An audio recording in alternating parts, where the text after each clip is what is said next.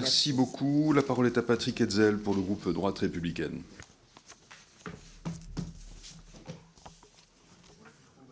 Ah, pardon. Merci beaucoup, Monsieur le Président.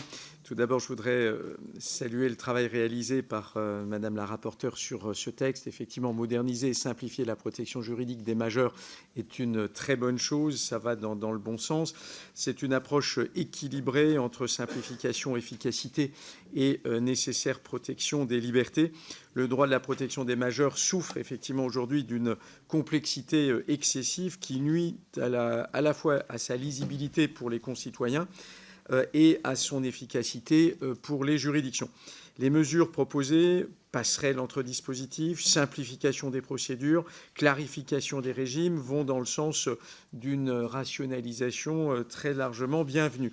Pour notre groupe, cette démarche répond à une exigence plus large, qui est celle de réduire les lourdeurs administratives, de fluidifier la décision publique, de recentrer l'intervention de l'État sur l'essentiel.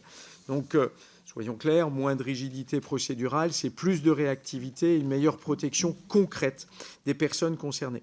Ça participe également d'un objectif de désengorgement des juridictions dans un contexte où la justice civile est sous tension.